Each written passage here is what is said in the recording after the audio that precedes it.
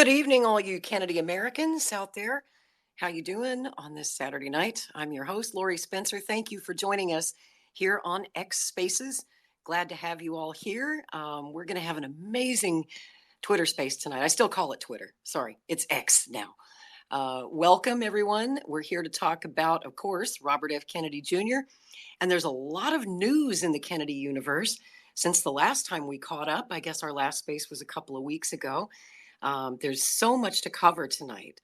We're going to try and make this about a 2-hour space. Last time it was a marathon. It was 6.5 hours, folks. And it was amazing. If you missed it, you can go back and catch it. We do take these Twitter spaces, we record them, and then we produce them and sweeten the audio and make them sound good. And we put them out as a podcast across a lot of different podcasting platforms to try and get this message out to as many Americans as possible. Not everybody uses Twitter, unfortunately. Some people don't use Twitter Spaces or haven't tried it yet or don't know how wonderful Spaces really is. So we like to get it out on other platforms too. We'll put it out pretty much everywhere except YouTube.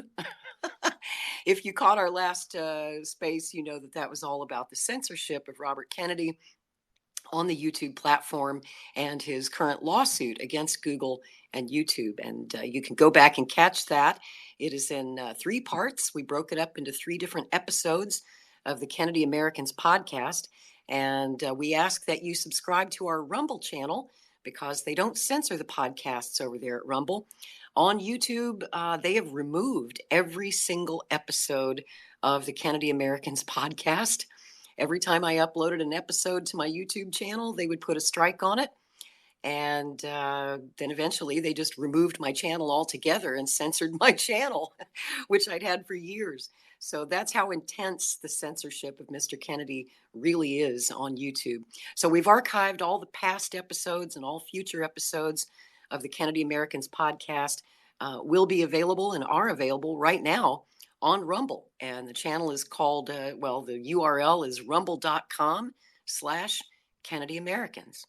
And if you scroll up to the top of this space, up there in the nest, we call it, I have placed a link to that new Kennedy Americans podcast channel on Rumble. Just click that and subscribe, and you'll be notified every time we have a new episode or when we go live. Also, I've posted several articles of the news that we'll be covering tonight and the topics that we'll be covering in this space. So if you're here and you'd like to know what we're going to be talking about, just scroll up through the nest and take a look at those tweets that I've pinned to the top of the space. We will be opening the floor later to questions from the audience, comments, anything that you want to say. Just want to let everybody know that this is being recorded and it will be released as a podcast. So if you're shy or for some reason don't want your voice going out to millions of people around the world, just wanted to advise you that this is being recorded for posterity and it will be out on the internet forever and ever. And in fact, this episode will be episode 9 of the Kennedy Americans podcast. Also, before we get underway, just a brief disclaimer. I always like to do this at the top of the space. Everything you hear on this space, the opinions expressed are not necessarily those of the Kennedy 24 campaign or of Robert F. Kennedy Jr. Of course, he's his own man, thinks for himself and speaks for himself. So nobody here is speaking for the campaign or for Mr. Kennedy. And I'd like to welcome now my co-host tonight. My co-host is my good friend, Nick Brana. If you've been watching Strange Bedfellows lately, you probably noticed our interview a couple of weeks back. Nick, he's like one of the smartest political analysts that I know. And we're very fortunate to have him here tonight. He brings a lot of wisdom to this space and especially to this topic. We're going to be talking a lot about the Democratic Party and these new proposed rule changes that they are set to perhaps approve as early as this week. At a meeting on the 14th. And if these new rule changes are in fact approved, it will pretty much be the end of Mr. Kennedy's campaign in the Democratic Party, at least as I see it, because it would be impossible for him to get to the nomination. And my co-host, Nick Brana, knows a lot about that. He is a veteran, former staffer of the campaigns of Terry McAuliffe, Senator John Kerry, and of course, the Bernie Sanders 2016 campaign. which of course we all know what happened there and what the Democratic Party did to Bernie Sanders. Nick kind of had his fill of the Democrats and left, I believe, in 2017, 2018, and founded an independent third party called the People's Party. And earlier this year, Nick Brana was the guy who persuaded Dr. Cornel West to enter the presidential race. As you might recall, Cornel West initially was running under the banner of the People's Party. And then a couple of weeks later, he changed his affiliation to the Green Party. Dr. West is now running with the Green Party. So I'd like to bring Nick in. Nick, you want to unmute your mic and say hello to everyone? Ladies and gentlemen, Nick Brana. Hey, Lori. Hey, everyone. It's great to be hosting this with you, Lori. The things that are being done against RFK Jr. are just unbelievable, really unbelievable. I saw it, up close and personal, what was done to Bernie to rig that primary against him. But back then, they at least pretended that there was a facade of impartiality. They had it in their bylaws. They still do, in fact. And I know that Dennis Kucinich actually cited that when he requested a meeting with the DNC chair this week ahead of the Rules and Bylaws Committee meeting on Thursday, where they're going to deliberate these new crushing, insane set of rules that would essentially, I think, as Kennedy's described it, I've been looking for a copy of them. I have not been able to find a copy. I think, Laura, you said that there isn't a copy I out haven't been there. able to find them. No, I don't think it's public. Not yet. Yeah, but if it if it has that impact, I trust I trust Bobby Kennedy when he says that it's going to basically rob him from the delegates of Iowa, New Hampshire, and possibly even Georgia if he campaigns in some of those states where the DNC doesn't want him campaigning. They're early, and that is a level of rigging that goes way beyond what was done to Bernie Sanders. Like, at least they pretended at that time that they were running something impartial. The communication between the DNC and the Clinton campaign was behind the scenes. It was all hidden, and then it was released in the WikiLeaks revelations, right at the Philadelphia convention. But now, Lori, it's just unbelievably out in the open. I mean, it was 2 years ago that the DNC chair, who was handpicked, by the way, by Biden, that he announced that the DNC was 100% on the side of Joe Biden, and period, and that there wasn't going to be a primary. And then later, this February, the DNC passed a resolution. The full DNC passed a resolution saying that it endorsed Biden. And so, like, that was bad enough, but the degree to which they're going to now is just crazy. I mean, I'll pass it back to you, Lori, but I'm sure we'll talk about it. But I mean, they're effectively canceling the primary. That's what they're doing. We got to be honest about that. It's unreal, and we are going to do a deep dive on that tonight. And I was just talking with you, Nick, before the space began, and I just wanted to ask you, do you think that, as a veteran of the Bernie 2016 campaign, do you really think that what the Dems are doing to Kennedy right now are worse than what they ever did to Bernie? And you said, hell yes. And I agree. In fact, I would go so far as to say that these proposed rule changes, if they go through with this, and what they're already doing to Kennedy, is worse than what they've ever done to any candidate in the entire history of the Democratic Party. That's how much Robert Kennedy scares the Democrats. Before we dive into that, I just want to give you guys kind of a brief idea of what's on the agenda tonight and the various topics we'll be talking about. Of course, we're going to talk a lot about the proposed DNC rule changes and what the Kennedy campaign is doing about it, trying to rectify this situation, which is so terribly unfair. And we're also going to talk a bit about President Biden and, what's the backup plan? Because we've seen Biden at least twice this week. Hardly a day goes by that President Biden doesn't have some sort of incident or other where he kind of blanks out.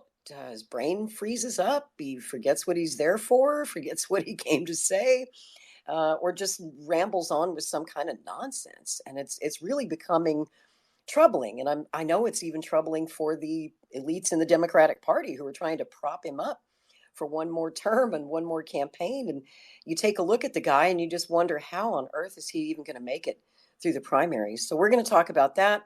We're going to talk about maybe what the Democrats are planning as a backup, a plan B, if Biden doesn't make it.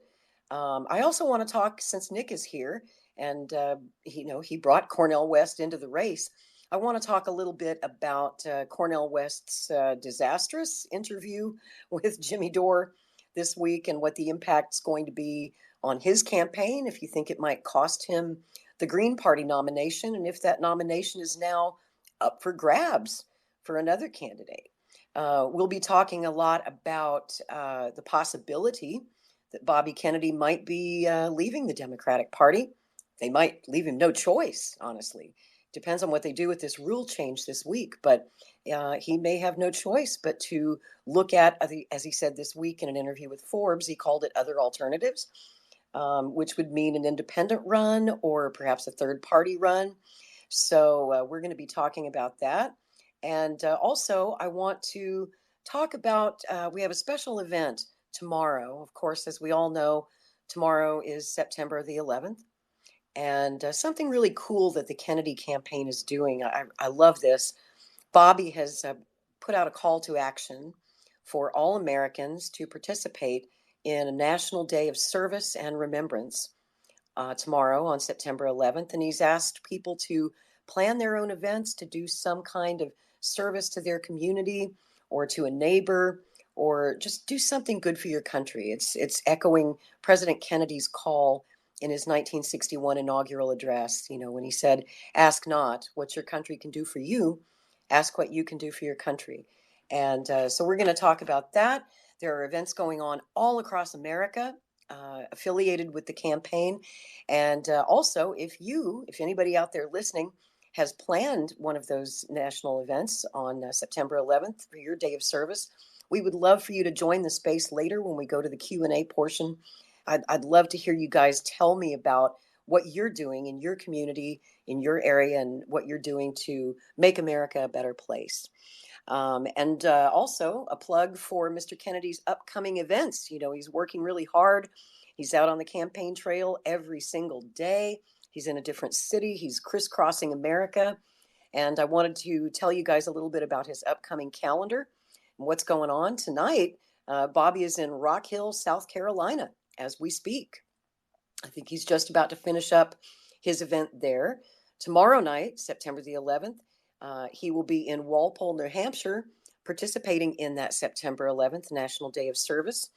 On this Wednesday, the 13th, he'll be in Rye, New Hampshire. And these are all meet and greets, folks. You can come out, you can meet him, you can talk to him, you can tell him what's on your mind, and you can hear him speak and, really get the Kennedy experience.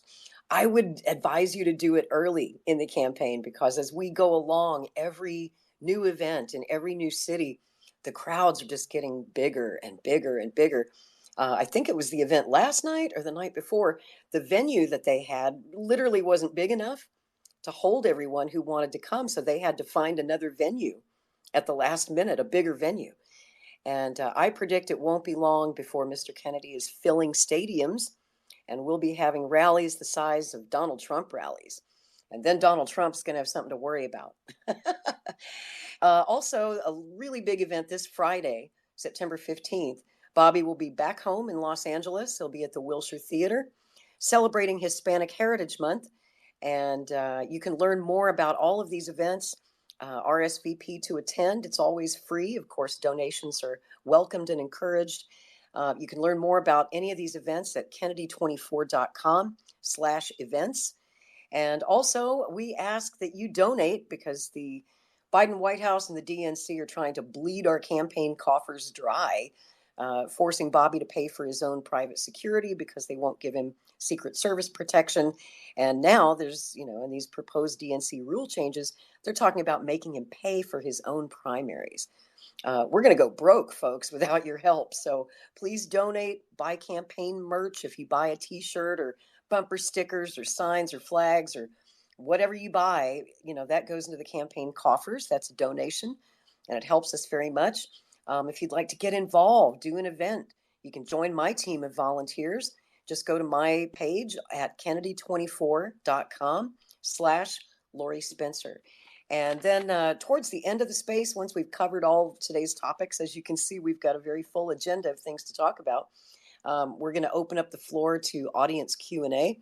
And also, I want to update everybody. We'll have an update on Bobby's lawsuit. He's got so many lawsuits going right now. He's suing the Trusted News Initiative. He's suing the Daily Kos. He's suing Facebook and Meta. He's suing the Biden administration and YouTube and Google for censoring him and censoring all of us. Most importantly, our First Amendment rights are being violated. But there was a landmark decision this week in the Fifth Circuit Court of Appeals down in New Orleans on the Missouri versus Biden case, which was a big, big win. And as you probably know, Bobby has joined his case together with that one. So the Kennedy versus Biden case is now part of Missouri versus Biden. So this was a big win for us, and we're going to talk about that too as we go. But right now, I just want to get back into it with Nick. Let's get to our top story. It's the story that's on everybody's mind this weekend as we ponder what's going to happen this coming week. On September the 14th, the Democratic National Committee is going to meet in Washington, D.C., and they've got some proposed rule changes that spell, probably the end of his campaign in the Democratic Party if they adopt these rules. So the Kennedy campaign has reached out to the DNC twice, actually. 2 letters were sent this week from the campaign to the DNC, asking them to clarify its position on ensuring that every voter registered in a Democratic primary actually has their vote counted in the 2024 primary election. That doesn't seem like a big ask, does it, Nick? No, you would think that that's the definition of democracy, that the Democratic Party or any political party would operate under. But it hasn't been for the Democratic Party for a long time. Some history on the Democratic Party and the primaries and how they pick their presidential nominees. The system used to be determined all the way up until the 60s, essentially by party bosses. They're essentially, there weren't meaningful primaries. The political party bosses would get in a smoke-filled room and they would pick the political party nominees for the Democratic Party. There was a lot of resistance and opposition to that following the election in 1968, which people felt there was massive protests at the election in 1968. And there was a feeling that, of course, the actual voters and the members of the Democratic Party should have more of a role in picking the candidates. So at that point, they opened up the process. It was more of a fair primary that was decided by primary voters. There was a backlash to that, just like there was a backlash against the movements for civil rights and the anti-war movement to that in the 80s. And that was when they instituted superdelegates. So the party elite basically said, we've gotten some nominees that we don't really support. We think they're too far out, from the corporate main line of the Democratic Party. It was George McGovern, namely, he was, the biggest problem to them. And he was a candidate who they disagreed with in 72 so strongly that the party establishment actually worked against him. It's the same thing that would have happened. They worked against their own nominee. That would have happened if Bernie got the nomination, for example, or if Kennedy was to get the nomination. But that there's just no way that's going to happen. That's 100% clear. So they went to a superdelegate system where they allotted a certain portion of the delegates, a controlling portion essentially, of the delegates that decide who the nominee is at the national convention. And they allotted those delegates to party leaders and to elected officials, and the party maintains such control and discipline over, who those people vote for that they essentially just they vote as a block for whoever the anointed candidate is. They all voted for Hillary Clinton, so the superdelegates decided the race in 2016 between Bernie and Hillary Clinton. It wasn't the actual voters. So they went back towards that system with super delegates. In 2016, so the party elite took control of the primary once again. So in 2016 now, Bernie Sanders comes along. I worked on his campaign. I was the national political outreach coordinator, reaching out to the superdelegates and to other political prospective endorsers and helping him organize at the convention, organize delegates at the convention. And at the end of that campaign, because of the WikiLeaks revelations and the general sense that it had been rigged against Bernie Sanders, the understanding that it had been rigged against Bernie Sanders and stolen from him by the DNC, there was this thing called the Unity Reform Commission that was created. It was created as a compromise at the Philly Convention 2016 by the Clinton and the Sanders camps, that was supposed to reform the primary ahead of the 2020 election. And this was of particular interest to Bernie because he was thinking even then of running again. And so from the very moment that it was created, though, it was rigged. About 2/3 of the seats on that commission, the Unity Reform Commission, went to the Clinton camp and went to the DNC. So it was just meaningless. It was a way of just diffusing the outrage in Philadelphia and preventing people from leaving the party en masse, And Sanders went along with it, And Yep. so that's why, that ended up creating in 2017, 2018, the system whereby they moved the superdelegate vote to the second ballot. They said, okay, it's on the second ballot. And now it's not, and they said, we've gotten rid of the superdelegates. Even Bernie said that. He said, we got rid of the superdelegates, emailed But that all his wasn't supporters. really true. That wasn't really true, though, was it? It wasn't. It was a lie. Right. It was a lie. And so they still have the superdelegates today. And, there was a very, very telling moment in the debate in Nevada in the 2020 primary, where there was like a moment, there was like a week where Bernie won Iowa, he won New Hampshire despite massive rigging, and then he got to Nevada, he won Nevada, and there was a week where it's like, holy shit, Bernie could win, and then of course Obama made the phone calls, everybody dropped out. They had, they made Biden kind of, the nominee, they anointed him, and so he went ahead and won. But in that debate in Nevada, there was a very telling moment where all the candidates were on stage and they asked, the media asked, the moderators, they asked Bernie and the other candidates, who among you supports the voters deciding who the nominee is going to be, in the end? And only Bernie raised his hand. Every other candidate, did not. And that was the whole sense of the rest of the party too. And that's the same sensibility that has always pervaded the party's establishment elite and the DNC. And so that is what's leading them now to create rules that go way beyond what they did to Bernie, to rig the process to a degree where you can't even call it, a primary anymore. The rigging is out in the open. As I mentioned before, the communication between the DNC and the Hillary Clinton camp, the coordination, the collusion between them, it was all done behind the scenes because that was not supposed to be taking place. Today, that is taken for granted. It's taken for granted that you're going to manipulate the primary schedule. You're going to put South Carolina first, All of that is taken for granted. So, the rigging is just completely out in the open. And, now the kinds of rules that they're discussing where it's like, we're actually going to take delegates that were won by Kennedy and we're going to give them to Biden in Iowa, in New Hampshire, in these early primary states. I mean, it's just a joke.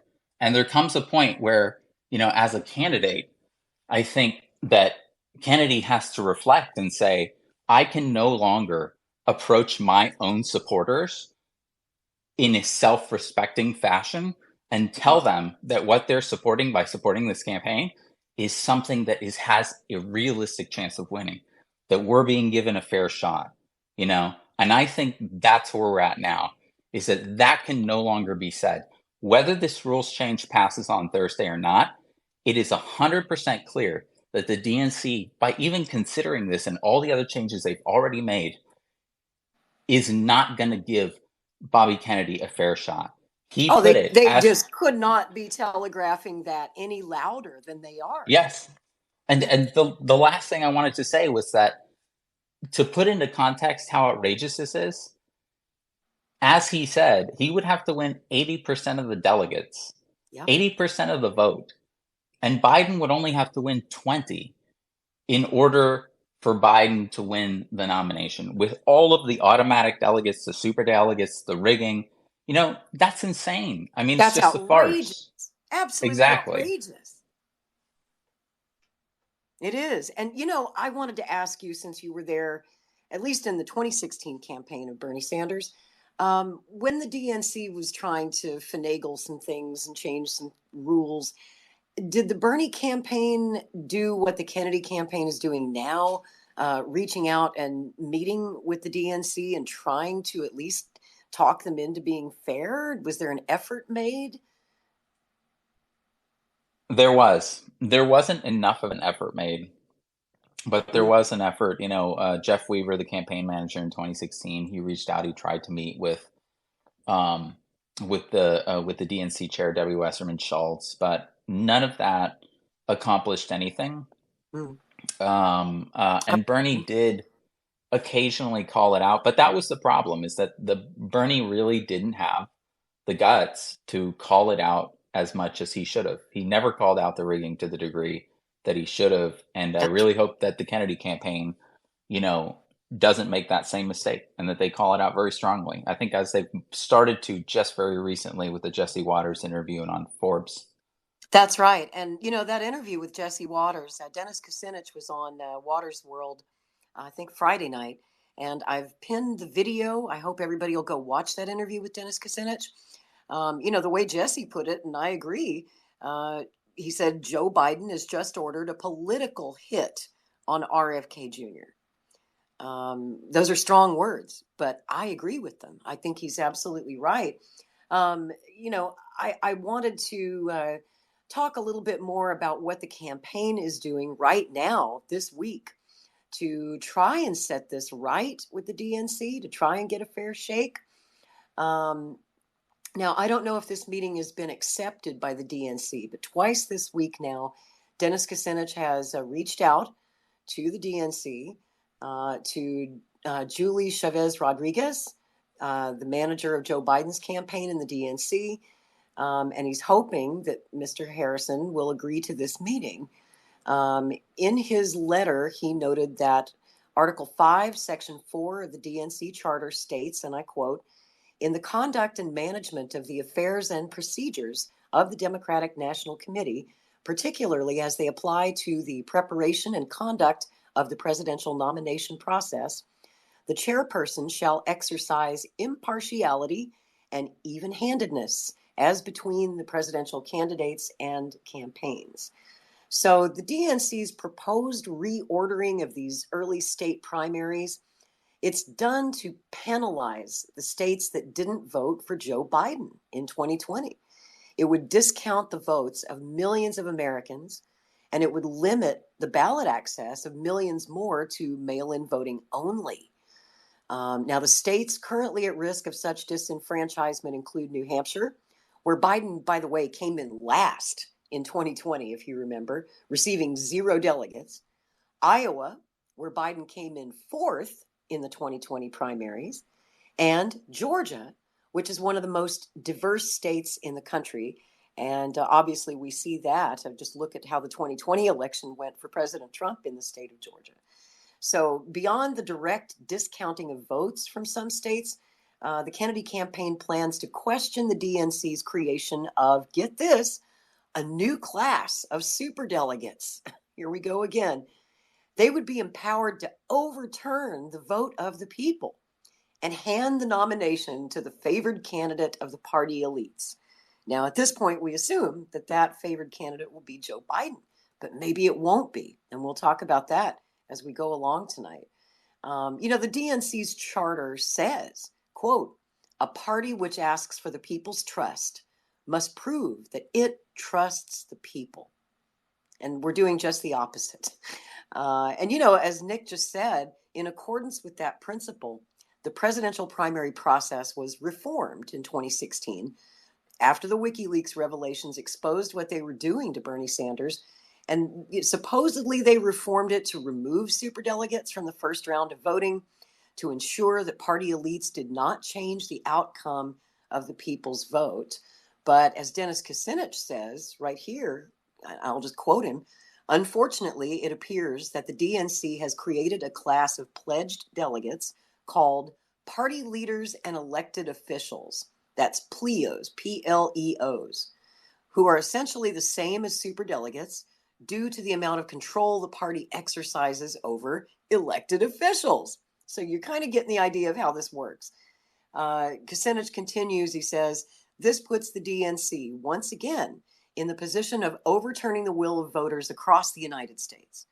It is unclear, he says, how overturning the nation's majority vote could be interpreted as trusting the people.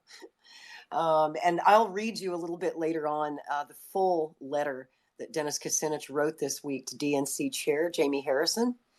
And, you know, Kennedy has also personally voiced his concern about the DNC's refusal to host debates between the Democratic candidates, which deprives Democratic voters the ability to make an informed choice about the nation's future. And of course, on top of that, they have said that, you know, if these new rule changes are adopted, they say that Kennedy is costing the Democrats too much money, wanting to run, you know, against President Biden. Funny, they're not blaming Marianne Williamson, though. Isn't that funny? I haven't heard them say a word about how Marianne Williamson's being a thorn in their side, right? So I don't know if they're going to make Marianne and Bobby pay for their own primaries, but my God, the campaign will go broke, and Kennedy's having to spend. And it's basically a poll tax for campaigns. Good point. It is. Yeah, it is. And the Biden White House, the administration, has denied Kennedy Secret Service protection for the first time in history, Nick. That's what amazes me. Of all of our history since we've had Secret Service protection for presidential candidates, the reason we have it, unfortunately, is because of the murder of Bobby's dad in 1968 when Robert Kennedy was assassinated on the campaign trail in Los Angeles. The very next day, President Lyndon Johnson, got Congress to, pass the law. And now, the law, if you follow the letter of the law, it says that they're entitled to Secret Service protection 120 days before the election. But you have to remember that campaigns were very different in 1968. They didn't last for 2 years. Most campaigns lasted about 6 to 8 months. We didn't have these long campaigns. So back then that seemed reasonable, 120 days before the election. But now in the 21st century, as you all know, campaigns start 1 or 2 years in advance of the election. And it seems to me that every candidate should be entitled to that protection pretty much from day one of their campaign. Certainly, any candidate with the last name of Kennedy, that should be an automatic yes. I mean, just an automatic yes. Of course, we'll give you Secret Service protection. That's what Jimmy Carter did for Bobby's uncle, Senator Ted Kennedy, and he hated Ted Kennedy. And Ted Kennedy didn't like him either, and they were bitter enemies. Kennedy was challenging President Carter in 1980 for the Democratic nomination. Now, there were no debates, though, that year. It is tradition, if you have an incumbent president who's going to be the likely nominee, that there usually aren't any debates. But still, Kennedy is calling for Joe Biden to debate him anyway. Why not? Well, I think we all know why not. If you saw the video that I posted up there in the nest of what happened today with President Biden, once again, his brain froze up. It's like, when your computer freezes up and you get the little spinning circle going around and around and around. That's what it's like sometimes watching our president try to make a speech. He was doing a speech in Vietnam today, and it just went really off the rails. If you want to see it, I pinned the video to the nest here at the top. So, Nick, talk to me. Tell me what you think about what's going to happen with Biden. Do you think he'll make it through the primaries? Do you think he will step aside? And do you think they have someone waiting in the wings, a plan B to replace Biden with? And who do you think it might be? Yeah, it's a really good question, because you have to ask yourself, the steps that they're taking are so egregious that are they almost trying to push Kennedy out and potentially Williamson out, to try to have like a Gavin Newsom swoop in because they say, oh my goodness, Biden's just he's collapsing, he's falling apart in front of us. So that is a possibility, I think. And I do think that is also the context, of course, behind why this is happening and why they're kind of kicking it into high gear, the rigging, and doing such outrageous things like considering making him pay for the primary, or a modern poll tax for campaigns, or this thing about taking delegates for him or adding the Plios, um, the automatic delegates. I saw a poll today, it was a CNN poll, that said that two-thirds of Democrats, and independent leaning Democrats, believe that there should be a different nominee in the Democratic Party. Two-thirds. That's That's right. And incredible. every That, poll I've seen across the board is about that same number, 70 to 75%. Democrats. it's incredible. And 80% of people, which means it's even more people, than believe that he shouldn't be the nominee, believe that he's too old for the role. And how could you not, with what you were saying, Lori? I mean, every week, it's something that happens now. Either he's like, running into a wall, or he's walking out of a ceremony in the middle of it, or he's trying to shake hands with an invisible like figure. He's like just sticking his hand out Or and nobody's talking to there. dead people or falling down. And I mean, and Right. it's happened twice just this week alone. It's getting very concerning. It is. And of course, I totally agree with you. That's the reason that they don't want him to debate. They can't have him, debate anybody. And, of course, how is he supposed to, debate Trump or whomever else, if that's the case? But I do want to bring up another crucial piece of context, that is the DNC fraud lawsuit. The DNC fraud lawsuit, all the way back in 2017, should have been the final nail in the coffin for anybody who thought that you could work in the Democratic Party. Um, some Bernie supporters, Jared and Elizabeth Beck, lawyers in Florida, sued the DNC for rigging the primary because the DNC is supposed to run an impartial presidential primary. It's in their charter and bylaws. Those segments that you just read, Lori, are from their charter and bylaws, and they haven't changed since then. It still says you have to run an impartial presidential primary, and that the DNC can't take sides. Well, the DNC's lawyer, Bruce Spiva, argued in that trial that the DNC is in fact a private corporation, and it doesn't have to abide by its own rules and bylaws. It doesn't have to abide by its charter. It can in fact pick the candidates irrespective of what happens in the primary. That the primary is essentially just a facade. All of this it's in court. It's in court documentations.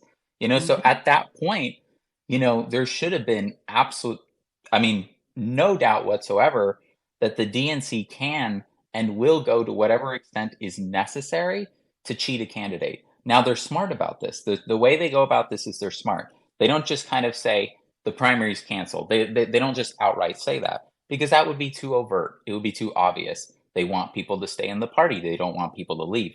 So what they do is they adjust the rigging to just the right level that is required to deny the person the primary. And so then you get Bernie Sanders, getting 13 million votes in 2016, feeling like he came close in 2020 and there's first three primary states. So then you can see it's like, oh, well, shucks, we almost made it. Next time we'll get there. But in reality, if they had needed to go further, they would have. It's a game. And And you know the what? It's the same game that they play. I have to interject this point. yeah, It's the same game that they're playing with the censorship, not just of Mr. Kennedy, but of anyone who challenges the approved narrative on social media. We know now that the Biden administration and the Trump administration, reached out to social media companies, told them exact accounts by name, who to take down, who to throttle, who to shadow ban, who to silence, basically. And that would be a clear violation of the First Amendment. And indeed, in the Missouri versus Biden case, in the Kennedy versus Biden case just this week, the Fifth Circuit Court of Appeals agreed that it was a violation of the First Amendment. But it's just like the DNC doesn't violate their own charter technically. They don't go so far as to cancel primaries. They just find ways to kind of rig it because they're a private company and they can do what they want. That's the exact same argument that they make, that YouTube makes, that Facebook makes, that, every time they ban somebody, they say, well, we're a private company. We can do what we want. The part they don't tell you, of course, is that it's the government ordering them to do it. And it's not like they disagree. I mean, the people who run most of these social media companies are themselves woke Democrats, Biden Democrats. They were pro lockdowns, pro mandates, pro mask mandates, all that stuff during COVID. They were more than happy to censor you, is what I'm saying. It's not like they put up a fight when they were told to censor you. They agreed with it. They totally agreed. They share the same mindset. And it's the same sneaky way, just like the Biden administration and the Democrats love to find ways around the Constitution. They find ways around the First Amendment. They do the same thing with their own damn bylaws. It's kind of like, Lori, when you sign one of those terms of service agreements, those like massive 50-page terms of service agreements that nobody The ones that reads. nobody ever The reads. ones that nobody reads, but where it says we can change the terms at any time, where that's one of the lines. Yeah, that's what the Democratic primary is like, And we put out a statement when Bobby announced that he was going to, potentially be running in the Democratic Party. We put out a statement saying they're never going to let you have, that the nomination there. They're going to do what they did to Bernie, except to an even greater degree if necessary, and crucially that they're going to change the rules mid primary. Anybody, I think it's like a basic concept. Probably when you're like 5 years old, you can understand that it's like when you're in a contest or playing a game, the rules should be fixed from the beginning, right? If one of the players can change the rules like in the middle of the game, then it's not a game. It's a facade. It's an illusion. And that's what I think. We're going through now. And I wanted to point out, because you often do, in our interview on Strange Bedfellows a couple of weeks back, we were talking about the Beck lawsuit when they sued the DNC. And it's important to point out because people often get this wrong. They say that Bernie sued the DNC for doing him dirty, but Bernie had nothing to do with that lawsuit. Can you explain that? Bernie had nothing to do. Oh yeah, no. He wasn't a Unfortunately, party to Bernie it. had nothing to do. Unfortunately, despite to the chagrin of many of us who had worked on the campaign, supported the campaign, were delegates. Bernie took the opposite tack. I mean, this was a big problem. He refused to call out the rigging, and this gets to a really a key difference between Bernie and Trump in 2016. They had night and day different approaches to how they related to the political party establishment in 2016. Right. Bernie said, "Hey, if you cheat me, I'm going to endorse the establishment candidate. Okay? I want to make that clear. All right?" So they were like, "Okay, that's a nice incentive structure you created for us." And they cheated him. And Trump was like, "If you cheat me, I'm going to run independent, and fuck your party." And, and that created the Right. opposite. And so they were like, holy shit. And they tried to make him sign this agreement and everything. And there was this whole debacle over it, like after he said, no, I might not support the eventual nominee at one of the debates. And, that gave him the leverage to actually be able to run, in that primary in the first place. Now, That's I think right. in Kennedy's case, I think we're beyond that. I don't think there's literally anything that could be done or said or any kind of leverage that could be exerted. I think the only path, if Kennedy wants to continue the campaign, is really to go independent at this point. I couldn't agree more. I left the Democratic Party in 1992 because I'm really old, folks. I mean, I'm an old school Kennedy Democrat. I was out campaigning for Senator Ted Kennedy in 1980. That's how old I am. I left in 1992 because, in my mind, the Clintons and their ilk ruined the Democratic Party, and the party left me. Those Kennedy values, those FDR values that made me a Democrat in the first place, were just gone. They just no longer existed in the Democratic Party. So I got wise to this a long, long, long time ago. I've been a libertarian ever since, longtime libertarian, voted libertarian in practically every election, with the exception of Ron Paul, because he chose to run as a Republican. So I did have to change my voter registration every time that Dr. Paul ran, and Dr. Paul was my representative from the 14th District of Texas. And of course, I voted for him every time, even though I'm not a Republican, because he's a good man. And I vote for the person, not the party. That's a principle over party. And that's why I'm a third party voter. I think that's why a lot of people listening to the space tonight also are no longer members of the Democratic Party, if they ever were. And maybe they left the Republican Party. So I thought I would take the pulse of the people tonight. I started a poll, and I hope that if you haven't voted yet, I hope that you do vote in this poll. It's very important. And we will forward the final results to Mr. Kennedy and Mr. Kucinich so that they can consider what the people think when they make their decision as to their future direction for this campaign. I hope you'll share the poll. I'm really trying to make it fair. I want it to go out across, to people of all political stripes, Republicans, Democrats, Greens, Libertarians, Independents. So if you click on that poll there at the top, at the nest, you'll see that right now we've got almost 1,200 votes. The poll is still open for 4 more days. And I mean, the independents are carrying this poll big time. 63% of respondents say that Kennedy should run as an independent with no party affiliation at all. And I think that that is right in line with the poll numbers we've been seeing, Nick. Recent polls have shown that if the 2024 matchup is going to be Biden versus Trump, that I think the number is between 56 and 60% of Americans say that they would consider a third option, an independent option. And boy, this poll is right in line with all the other polls that I've seen. Again, 63% say that he should run independent, which is stunning to me. It's stunning also that only 17% say that he should run as a Democrat. 9% say that he should change parties and run as a Republican. And then third party, unfortunately on Twitter, they only give you 4 options in the poll. So I couldn't list all the various third parties that he might run with. The 4th option was third party. 11% of the people who responded said that he should run with a third party. And I asked them to drop their comments as to which party they'd like to see him run with. Got a lot of people saying he should run with the People's Party, Nick. What do you think about that? You guys need a candidate. Well, I think that would be awesome in a lot of ways. There's a lot that I respect about Bobby Kennedy, his crusade against censorship, surveillance, the fact that he's one of the only candidates. In fact, I think the only candidate. I tried to get Cornel West to talk about it, but he wouldn't. That will talk about existential risk. There are civilization, humanity level planetary risks to us now.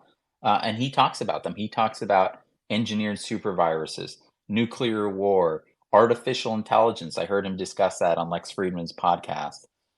So in all of those respects, he has this really acute, I think, understanding of the emerging technological dystopia that is being constructed.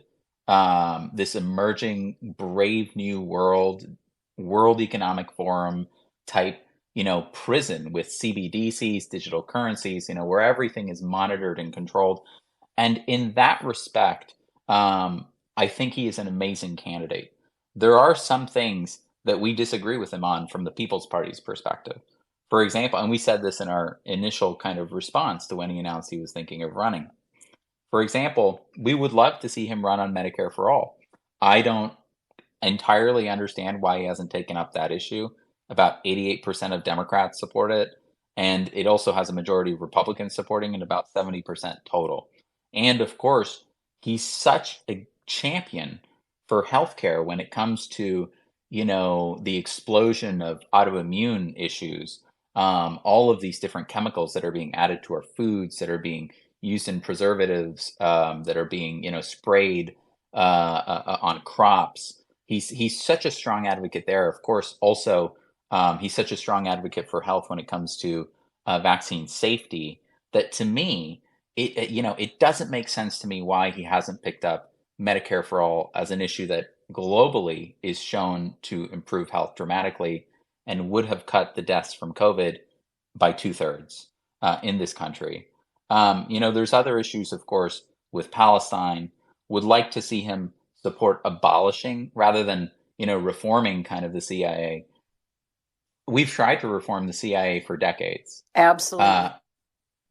We think that it should be abolished. The CIA, NATO, as you're dismantling the empire, there were all these institutions, these deep state institutions, CIA, the NSA, NATO, that were constructed when the US became this global hegemony and empire. Those should be really taken away as we remove that empire, return those resources to the people, stop sending our blood and treasure, abroad. Then we should dismantle those institutions. So we have some disagreements with him that I do want to mention. And I do want to mention the philosophy behind that too. That is that one of the things that I was certainly impressed upon me with Bernie and with Cornel West was when you support a particular candidate, there is a impulse to treat it like a team sport. There's an impulse to say like, oh, it would be unpatriotic or disloyal to criticize my candidate, or to disagree with them in any way, because they're getting all this heat from the establishment or whatever, and so I just, I got to kind of like stay mum on the disagreements. And I think that that is entirely wrong. I think that it's healthy and necessary and helps improve the candidate and, and more open and honest to discuss the points of disagreement, because that's Right. how And the yeah, candidate wasn't gets that better. exactly the point of Jimmy Dore's interview with Cornel West this week? I think it As he was. kept saying over and over in the interview, Cornel, I tell you this with love. I mean, he supports Cornel West, but he wants to make him a better candidate, to tailor his message to what the people want. And I, at least that's what I got out of his interview with Dr. West, and that's why we host these Twitter Spaces independent of the Kennedy campaign, so that people can feel free to truly speak their minds. We don't have to censor ourselves because we're on YouTube.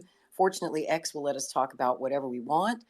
We can post it on Rumble so that there's no censorship of sensitive topics. And yes, in any campaign, you're absolutely right.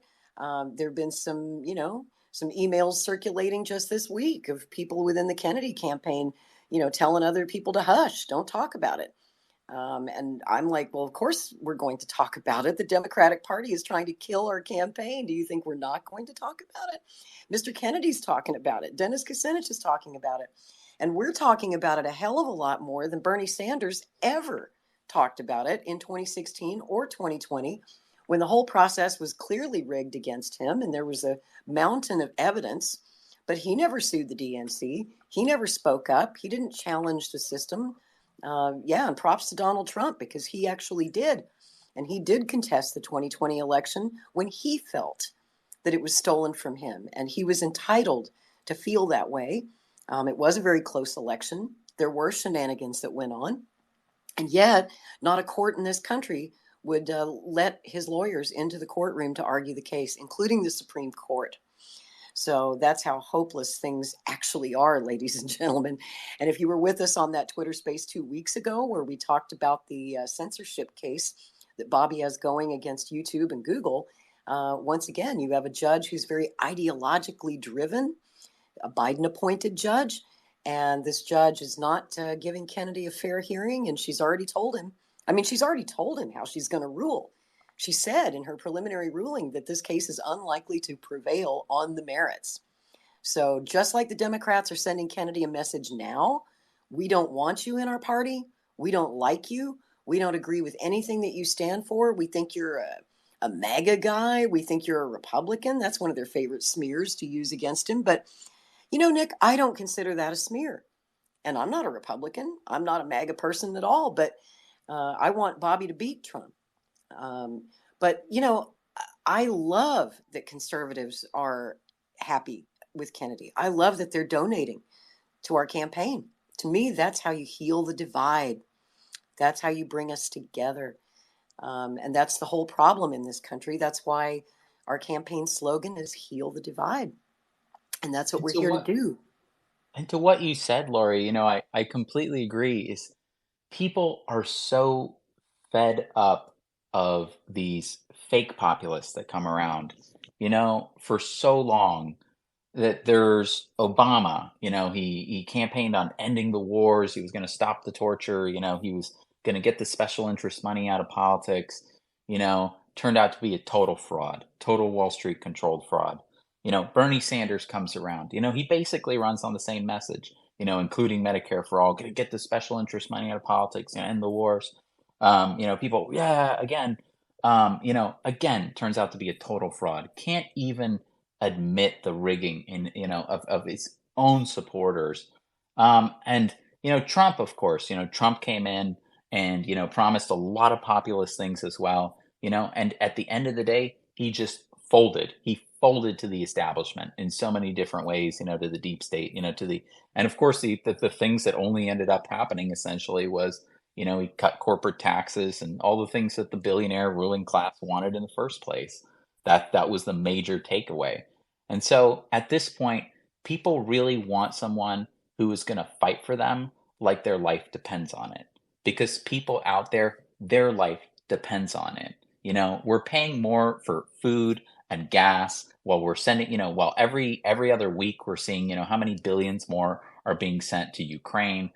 People can't afford health care. They don't have good jobs. Our wages are crushed. I really think that song "Rich Men North of Richmond" really is the zeitgeist today, bringing people to from across the political spectrum together. That's how we feel, and we want someone who's going to fight with that spirit, not someone who's going to fold over like another Bernie Sanders or whoever it is. And so that's what I think that Bobby Kennedy has the chance to do right now. We don't agree with him, and I don't agree with him personally. Whether be it the People's Party, myself, on every issue. But if he goes independent now, people are going to see him as a fighter. And he is going to be able to, I think, rally so much support from across the political spectrum. Like you pointed out, Lori, he has more support. I looked at a different poll. He has more support from Republicans and independents than he does from Democrats. Amazing. Bring that together and really focus that energy against the establishment. And you know what? Maybe once he's free of the crutches of the Democratic Party, those of us who do have some disagreements with him, like myself and the People's Party, maybe then he will be more free to even be more openly antagonistic against the establishment because there will be nothing holding him back. That is certainly my hope. So at this point, I think it's the only path. It is the only path that allows him to honestly continue campaigning, going to all these different events and talking to people and saying genuinely, I'm fighting for you. I have one concern. Well, I have a couple of concerns about an independent campaign. I know that there's a groundswell for it. I know that that's what it seems a majority of the American people want. They're ready to finally smash the two-party system. I've been waiting 30 years for this moment, so it's great. I love to see it. But as we know, the system is in fact rigged against independent candidates as well. It's so hard to get ballot access in all 50 states if you're an independent candidate. Although, as you pointed out to me, it's actually a little easier for independents rather than third parties to get ballot access, but it's still a challenge. And also, and perhaps most importantly, independent candidates are not really allowed to take part in the presidential debates. As some of you might recall, if you're old like me, you might remember the 1992 independent campaign of Ross Perot. And Ross Perot did exceedingly well for an independent candidate, the best any independent had done since the election of 1912 and Teddy Roosevelt. I think Ross Perot got 20 or 21% of the vote in the general election. And he did really well in those debates. If you go back there on YouTube, you can watch the debates between Bill Clinton and then incumbent President George H.W. Bush and Ross Perot. It was a three-way debate. And Ross Perot really, really did well. I think that's why he got so many votes, because he won him over in the debates. So the next election cycle in 1996, the Commission on Presidential Debates changed the rules, and those rules pretty much prohibit independent candidates from getting on that debate stage. It's very hard to qualify. Of course, we all know that the Commission on Presidential Debates is run by the two big parties. Naturally, they have a vested interest in keeping independent candidates and independent voices off the stage. As some of you might recall, back in 2000, Ralph Nader was running, and he was also not able to qualify for the debates. He showed up at one of the debates. Someone at Fox News gave him a guest pass so that he could at least get in the building. And he was just trying to, once again ask, hey, can I participate in the debate? And they threw him out, guys. They threw him out of the venue, literally threatened to arrest Ralph Nader if he didn't leave. And so instead of getting arrested, Ralph chose to leave of his own accord so that he wouldn't go to jail that night. But that's how serious they really are about keeping independent voices down and not giving them a microphone at the debates. Any thoughts on that, Nick? Yeah, as a general rule, the establishment parties are not going to allow you to debate unless they think it's in your interest. And now it's even worse than it used to be because the RNC actually quit the Presidential Commission on Debates. And so the organization that, was organizing the presidential debates really, has lost one of the parties to it. And so now the only debates that are going to happen are probably going to be through some sort of bilateral agreement between the DNC and the RNC and the campaigns. And so there really isn't going to be anything serious. But I'm very glad actually that you promoted Christina, because I was going to say that she probably would be like the best person to ask this question to, because she's hosted independent debates for the last 15 years. Yes, I'm so glad that Christina presidential is debates. here because she is just the right person to talk to about this. I'd like to bring in as a speaker Christina Tobin of Free and Equal, because we are working on a series of upcoming debates for some of these candidates who are excluded from the debate platforms. Christina, you want to tell people a little bit about what we've got going on? Yes. Hey, Lori, Nick, thank you so much for putting this together and having me on. Lori, I love what you do and everything that you both stand for. So grateful. Thank you again. Love you back. Yes, we've been hosting. I run a national nonprofit called Free and Equal Elections. And yes, Ralph Nader in 2008, I served as his national ballot access coordinator, spearheaded his entire ballot drive to get on the ballot as an independent for president, and succeeded in 45 states plus DC, got him on the ballot. We didn't have money for all 50 states. I'm confident we would have achieved that had we had the funds. Many may recall in 2004, Ralph was wrongfully knocked off the ballot by the Democratic Party when he broke away from the Green Party in 2000, ran independent 2004, and the Democrats knocked him off the ballot in 32 states. So to take on that ballot drive in 2008, Ralph even told me directly, being quite a relentless individual, that he felt there was no way I could get him on the ballot. Well, I did, because I know how to organize a team. I did not do it on my own. It was the coordinators, the circulators that worked so hard on the ground to make that happen. And the reason I bring this up is because after succeeding with the team that I built as an organizer, you are who you surround yourself with, Ralph created this rally called Open the Debates Rally. Sean Penn was there. I think it was in Colorado. It's hard to remember which state. Maybe Minnesota. It's been so long. Yeah, Colorado. I remember that. Yes, I remember. That was awesome. Sean Penn was there. I met this guy named Jesse the Body Ventura, and he's like, yeah, I won governor, Minnesota. Why? Because I got into the debates. And we know Jesse Ventura. That's pretty cool. Reform Party, and overcame the odds. And that was when Ralph taught me, standing in front of the DNC. I was with him. One of the few moments I had him to myself, because everybody else forgot their past to get into DNC, but Ralph and I. And he looked at all of the press and looked at me and said, Christina, I could interview with every member of the press here right now, and that would only reach 2 to 3% of the population of what the Commission on Presidential Debates would reach. And so, Lori, for you to mention that, both of you on this call, on this Twitter, it's just very much the case. And that sparked the creation of Free and Equal Elections, where we organized and hosted. Chris Hedges came in very last minute. We had independent Ralph Nader and Chuck Baldwin of the Constitution Party. Then we had our debate at the Mayflower in DC, and this is the first time historically any presidential debate has been nationally televised outside of the mainstream.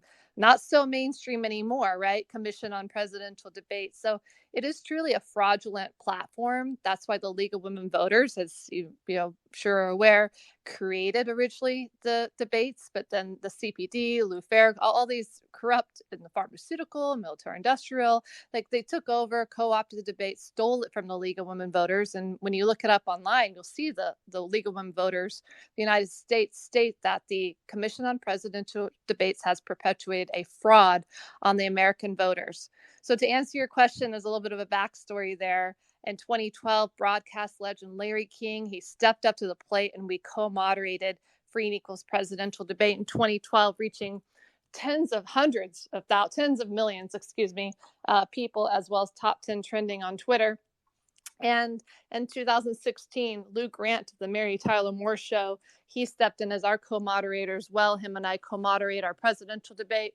2020, we had 3 live debates. I co-moderated them all myself during a lockdown year, of which our first debate ever we did before the primary. We had 18 candidates from 10 different political parties participate in our debate. So we definitely opened it up a bit too much, and had so many people want to be at our debates, which was just an honor. And now we are ramping up for a presidential debate series.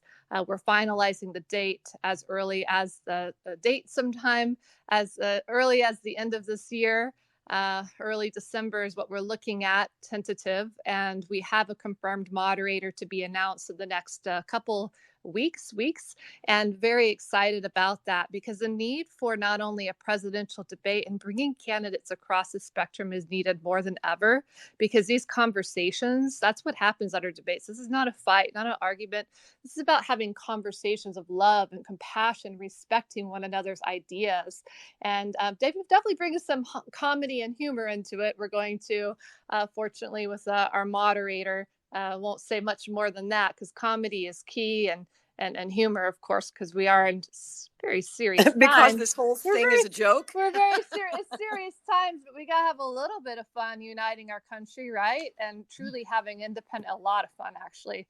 So that is, it's exciting. We have some big announcements in the queue coming, and working with so many wonderful individuals, yourself, Nick, the whole coalition around the Rage Against the War Machine rally. What an honor, Nick, you and Angela McCardle, chair also of the Libertarian Party, and many others here, Lori and others, and coalition. Dr. Irene Mavrakis, I gotta get her last names pronounced right. So, but just the whole coalition to make that a reality and really be a spark and helping to ensure that this debate continues on. So, yeah, it's a kickoff for the series. And finally, there is over 100 candidates running for president. We are going to have a blockchain voting app being coded and developed by Colin Cantrell of Nexus.io.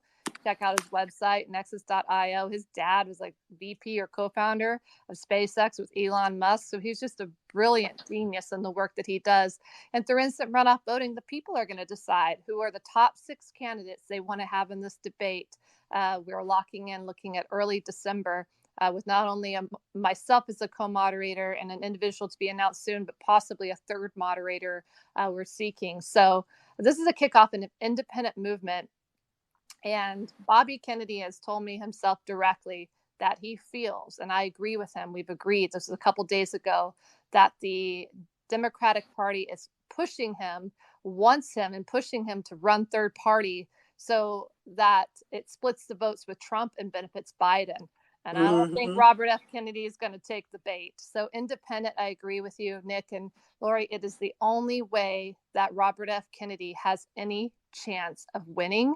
And with an independent movement ignited beyond even Kennedy, it's bigger than one person, the Marianne Williamson and Cornel West, and all invited to the party. Because as of right now, were not invited to the party, and they have rigged the system to leave third parties and independents out in the cold, and we're going to change that. There's a lot of hope on the horizon. That's right. And I forgot to mention earlier, my friend Nita Stewart, who's a Florida field coordinator with the Kennedy campaign, when I was talking about when they almost arrested Ralph Nader back in 2000, I think they did actually arrest Jill Stein, didn't they, when she tried to get into the debates? Yeah, guess who got her ticket? Who? I did. I got her ticket. I saw her arrested, and it breaks my heart to this day that they did that. It was so wrong. And as she was being taken to the cop car, she handed off her ticket, and I sat in her seat. It was this feeling of sweet sorrow. I don't even know how. I was like, I am definitely called to continue to build these presidential debates. And I have seen another candidate for governor back in Lauren, the name, I meant to look it up before this call, but I saw her wrongfully arrested as well, and very aware of Ralph's situation. He doesn't want to have any history. He's, of ever being arrested, and that's his own prerogative. And I totally get it, why he did what he did. So, it's definitely time for a true debate that's here for we, the people, to rise, and not really a debate. I mean, we call our debate, but it's a forum. Like, the candidates are here to have conversations, and we use the cumulative format. So our debates do not promote by any means candidates interrupting with one another. They all have to take turns, opening 2 minute, closing 2 minutes statements, and then you have X amount to answer each question, and a rebuttal and or extended time. So it really engages us to have a nice conversation. Again, I really believe that love wins in the end, and there are more of us than there are of them. And I live by the words of Pete Seeger: we are not afraid, and we shall overcome. Yes, we shall. And I love what you're doing with these debates. I've been following them for years. Obviously, I'm a longtime third party voter, and you were the only people who would give my candidates a stage. So thank you for that. And thank you for doing it again this year. I know we can't really talk about the moderators, the panel that we're working on, but folks, believe me, if they say yes, this is going to be huge. It's going to go out to millions of people. We might even draw a larger audience just using the internet than all of the big networks combined for the big televised debates next fall. So, Lori, if I may, we do have a moderator that has already confirmed and said yes. It's just a matter of it being announced as we are developing a new website with Free and Equal, the splash page. Also the Give Butter, because it's not going to be big money funding this. It's going to be everybody on here giving what they can to support a truly independent movement. I have been in this arena for 25 years, since I was 17. I'm 42 years of age, starting off a decade gathering and collecting and coordinating signatures in the corrupt Chicago Board of Elections. I've been around the Rahm Emanuel, Michael Madigan, even saw Obama when he ran for Senate. Every single competitor knocked off the ballot, and I'm like, who is this guy? They're going to run him for president one day, and look what happened. So it was slated. I saw it inside the corrupt Chicago Board of Elections, and we do have a confirmed moderator. I'm excited to announce, it's the first time I've said this at all publicly, that we have a confirmed moderator.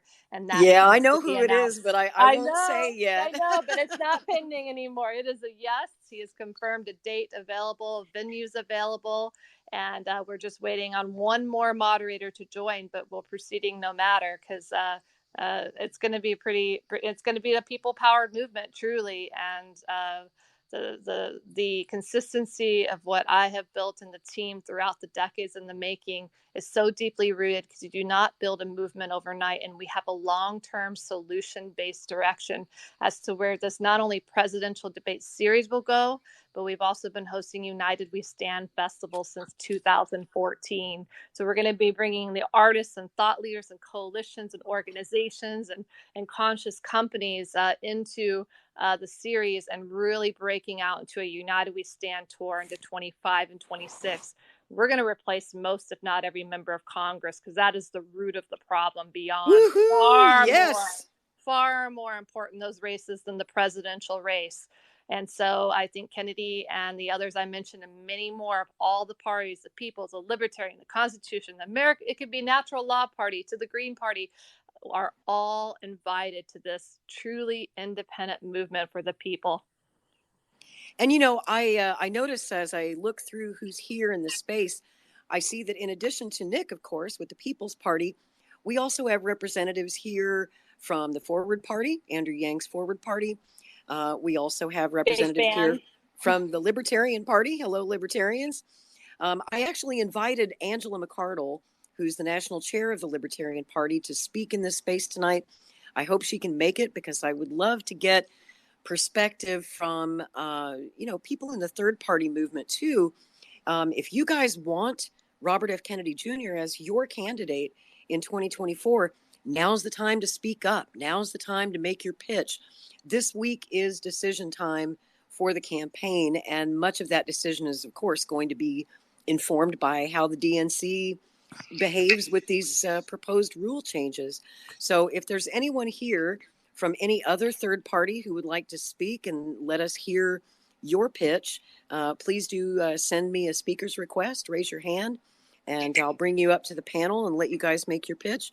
I hope that Bobby listens to this space. I hope he listens to the podcast later when he's on a long flight traveling between events, and really takes the time to listen to what the very smart people on this panel have to say. These are very, very smart, experienced people who've been in politics a long time. And we also have some young people who are going to be very important in the campaign this year. We can't win it without you guys. And you bring a lot of innovation and a lot of new ideas, fresh ideas to how we should approach this, historic election of 2024. I think that this is the first time, maybe in the nation's entire history, that there is a viable chance for a third party candidate to maybe even win the darn thing, maybe do way better than Ross Perot did in 1992, better than 20%, better than Teddy Roosevelt did in 1912. I'm talking all the way to the White House. You may say I'm a dreamer. Lori, to that point, Lori, I completely agree. You're not the only one.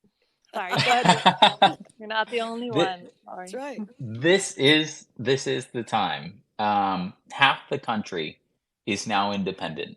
In the last 15 years, the number of independents has gone up, has just exploded. And so there's only a quarter of the country that affiliates with the Democratic Party and another quarter that affiliates with the Republican Party.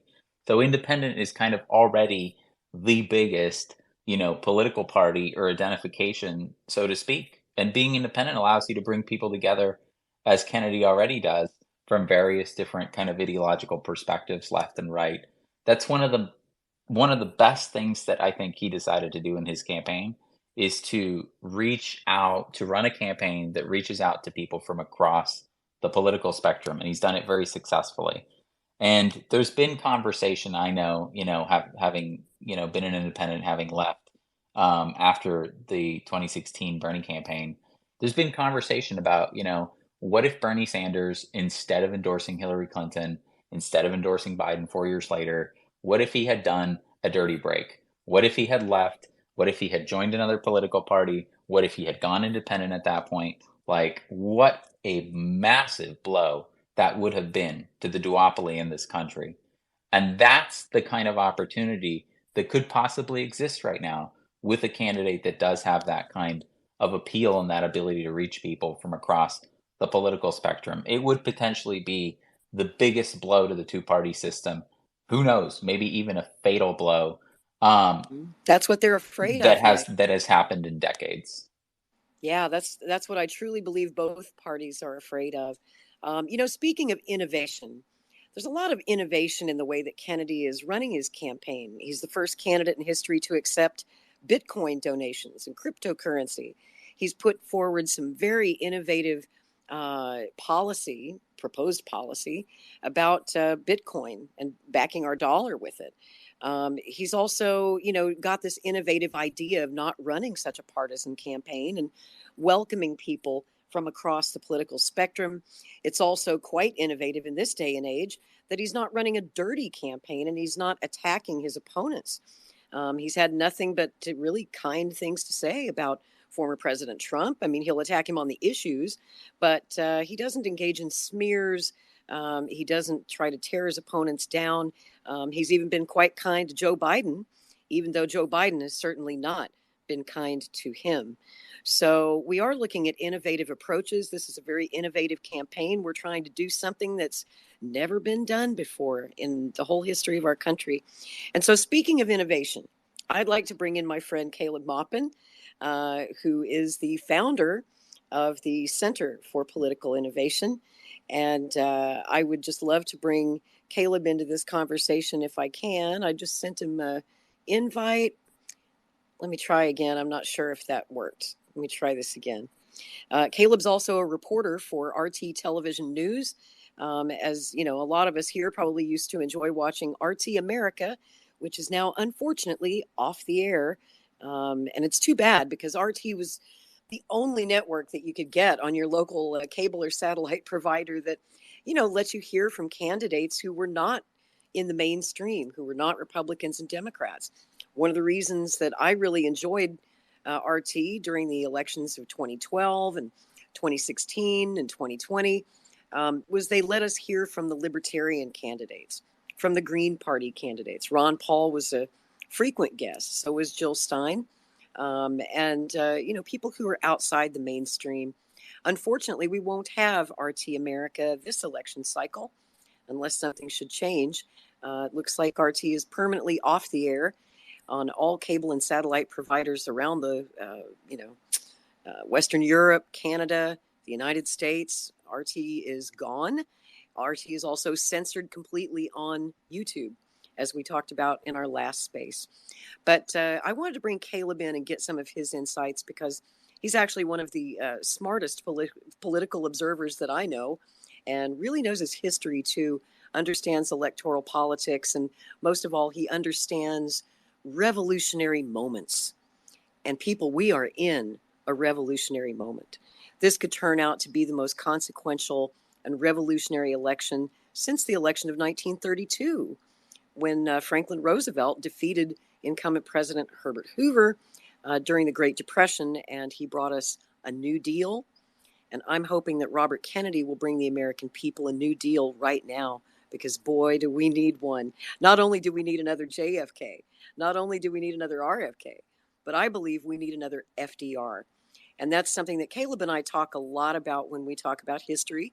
We talk a lot about the FDR presidency, the United Front. Remember, folks, FDR was elected to 4 terms, and he didn't just do that with Democrats only. A lot of Republicans voted for FDR. A majority of the American people wanted to keep FDR as their president, and they did for 4 incredible, unprecedented terms because they liked how he put the people first. So, Caleb, why don't you unmute yourself, join the conversation, and tell us what you think of all this that's going on. Well, the first thing that I have to say is probably one of the main reasons that I wanted to hop on and say something is because now I have to clarify the Center for Political Innovation is a nonprofit. We do not endorse any candidate. We don't campaign for anybody. But I am a huge fan of Nick Brana. Nick Brana is an utterly dynamic, amazing individual. And I really want the people listening right now to know why and how that is. There was a lot of talk in 2016 among Bernie supporters that maybe in the result of it being so obviously rigged against Bernie Sanders that maybe they ought to go form some new third party. Well, Nick made it happen. He made it happen. He did it. There was talk, last year that there needed to be a new anti-war movement that included a broader tent than just the typical, your typical leftover from the 1960s anti-war marchers. There was talk, maybe we should have a new anti-war movement. Nick made it happen. Rage Against the War Machine. And anyone who's watching Cornel West now, and he's disappointed a lot of us with some of his recent rhetoric, but you watch Cornel West on Fox News, you watch Cornel West on CNN, you watch this campaign that has generated a lot of energy. Nick made that happen. Cornel West running for president was Nick's personal creation. He worked on Cornel West for months, discussed it with him, and ultimately convinced Cornel West to run for president, regardless of how much Cornel may have let us down and moved away from the People's Party. It doesn't matter, because that campaign wouldn't even be here if it wasn't for Nick Brana. Nick makes things happen. And I think that in this age of social media, a lot of people, they want to focus on, what people say. This person used this type of word, they use that type of word, little performative stunts on social media. But we lose track of how important it is to make things happen, to actually make things happen, get things done in the real world, bring people together into the same room to make things happen. And that is what Nick Brana is amazing at. And he's utterly amazing at. And I think about the people I know from the People's Party. They've got a great organizer here in New York City, a guy named Erebus. They've got an organizer in Vermont, a guy named Theo. They've got an organizer in Missouri. Her name is Megan. And these are great people. And, Nick is their leader very much. And he has held them together because they have been subject. I mean, you saw when Cornel West announced, they didn't go after Cornel West at first. They just went after the People's Party. Yeah, they went after the party, not the candidate. It was crazy. I know. But Nick has held that group of people together amid everything that has been thrown at them, and they have thrown hell and high water at them. And that is why I am here. I just really want people to understand the importance of Nick Brana. We don't understand in the age of social media how important organizing skills really are, and how important it is to be able to maneuver and negotiate. And the fact that he and Angela McCurdle organized that Rage Against the War Machine protest march that happened, that was historic. You have to remember, there hasn't been a big anti-war rally like that in Washington, D.C. since the invasion of Iraq, since the first term of President Bush. And it was huge, and the establishment pulled out all the stops to try and prevent that rally from happening. But Nick held it together. He got quite a diverse group of people there. He negotiated with the Libertarians. He negotiated with the left and with the right and with different commentators and different people. And he did something utterly amazing. And so I really want the audience here to know who Nick is and know how important he is, because we don't put enough stock in action. We give all this attention to words, and I can't hammer that point home enough. I am such an admirer and a fan of Nick Brana, and I really want people to know that. It's been an honor that Nick has come and spoken at Center for Political Innovation events before. It's been an honor to know kind of the inner circle of the People's Party that he pulls off these operations with and gets so much done with. It's a small group of people that's so dedicated and representing, really the sentiments of millions of people in this country. It's really, really dynamic what Nick has done. It's funny, I'm listening to this conversation about RFK and all the things that they're doing to prevent RFK from speaking and to prevent RFK's campaign from being taken seriously. And it puts a smile on my face because there's a quote that gets thrown around by leftists a lot. And they usually throw it around to mean the opposite of what I'm using it to mean in this context. But it was Emma Goldman. Do folks know Emma Goldman, the famous libertarian, anarchist, socialist figure in the early 20th century? Emma Goldman said, if voting could change anything, they would make it illegal. And usually people quote that to say, oh, you shouldn't vote, it's a waste of time. But it's ironic because now we're seeing a situation where voting could actually change something. And so they're moving ahead to make it illegal. They didn't have to do that. When Dennis Kucinich ran for president, I remember when I was a kid, every Democrat primary, there was always a far left Democrat, Dennis Kucinich or Al Sharpton or somebody like that would run. And they wouldn't be taken seriously. Or the great Mike Gravel. Don't forget good old Mike Gravel, who gave him hell in 2008 on the debate Or Jerry stage. Brown. Jerry Brown often used to be kind of the face of the left wing of the Democratic Party. And they would run a campaign and they would lose and they would bow out and tell their supporters to vote for the regular Democrat. And they didn't have to make it illegal. And they didn't have to suppress them on social media. And they didn't have to run big, long, lengthy hit pieces in the New York Times against them. And they didn't have to do any of that. Right? They didn't have to rig the primary against them because there was no danger of them actually doing anything. But what happened in 2016, I was there at the Philadelphia convention covering it for RT, and what I saw was history in the making. That has never happened before. Even though Bernie wanted to do that, he tried to just bow out and do what they normally do, but the people that supported Bernie Sanders weren't going to take it. And that was history in the making, and things are really changing. And we're entering a situation where voting could actually change things. I mean, where, the kind of candidate that gets elected, you saw how much they are determined to make sure Donald Trump doesn't come back into office, how they're charging him with crimes, how January 6th, they've made that into the event they want to talk about nonstop for highly political reasons. And we're in a period where there are big divisions among our ruling elite, and who you vote for may make a big difference. So I'm not discouraging anyone from voting, but I want to add that, what do people do when they can't vote? What do people do when they feel like their votes are not heard, when their ability to express themselves is not available at the ballot box? They go out and protest. And at the same time that they are tightening up the electoral system and imposing these new rules to push out RFK, they are making it illegal to protest in the United States. And this is something that it's coming from every different angle. I talk about how there's this group called the Uhuru movement, the African People's Socialist Party.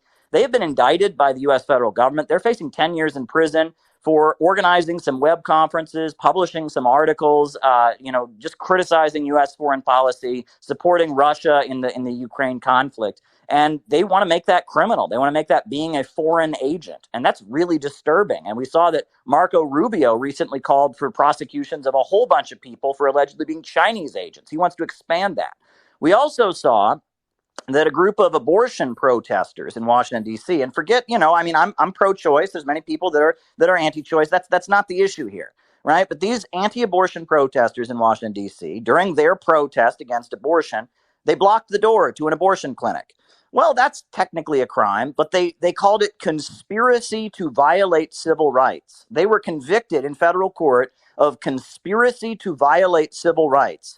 And all 5 of them are now facing decades in prison for blocking doors. And I'm thinking about, the United Auto Workers, the UAW, they're going to be on strike pretty soon. The big 3, GM, Chrysler, and Ford, are about to go on strike. What do striking workers do all the time on the picket line? They block the doors. Are they going to prosecute the GM workers if they block a truck from going into the plant when they're on the picket line? Are they going to say that's conspiracy to violate the scab's right to enter the plant, to violate his civil rights? This is insanity.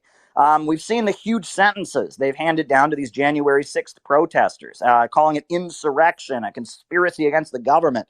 We can agree that maybe people shouldn't be trespassing into the Capitol. Maybe people shouldn't be engaging in rowdy vandalism. But the sentences they're giving them are astronomical and insane. And that all around, from the left, from the right, from the center, they are cracking down on the freedom to protest right now. And this is something we should all be concerned about. And it parallels, at the same time, the restriction on the elections and the limiting of political discourse and the edging out of some candidates and the tech censorship and all of that. It's part of the same process. I would argue that because of artificial intelligence, there's millions and millions of people that no longer have a place in the process of production at the assembly line. And we have a situation where it's easier than ever to make products, easier than ever before, but the wages that are being paid out to people are not enough to buy them back. This is a long-term crisis of overproduction. And so they're trying to stabilize society with a heavy-handed crackdown. This is some kind of fascism that's gradually emerging. That's not an epithet to be thrown at any individual. That's the direction U.S. society is going in. We're moving towards some kind of authoritarian fascist state based on the fundamental breakdown of our economic system.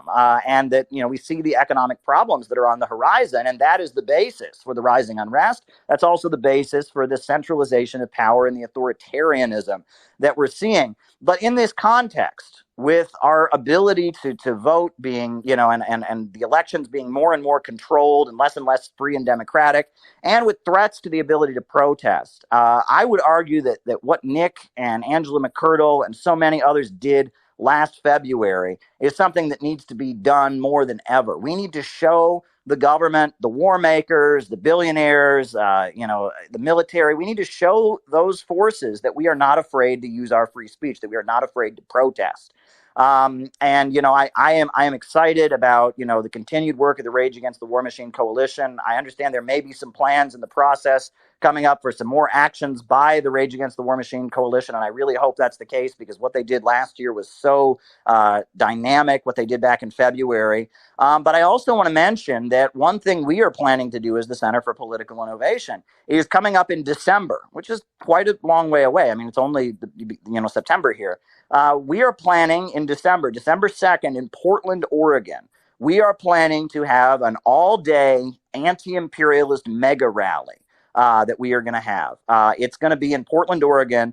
We have a beautiful venue that we've already reserved. It's just a beautiful facility that has agreed to facilitate us, that is not worried about attacks on free speech, etc. It holds 250 people. We are going to fill that place up for an all-day rally with libertarians, with socialists, with anti-war voices, progressives and conservatives and MAGA people and anyone who's against the drive for war. We are going to have buses from Seattle to take people from Seattle to Portland. We're going to have buses from Northern California to take people up to Portland. And we are going to fill that auditorium and have a one-day mega rally in Portland, Oregon, themed around opposing imperialism. And we are sponsoring it. And, we're talking to different people. I've talked to Nick and some others about, coming to be speakers, et cetera. And we want this event in Portland, Oregon to go down in history as a moment where people came together to say, we are not afraid.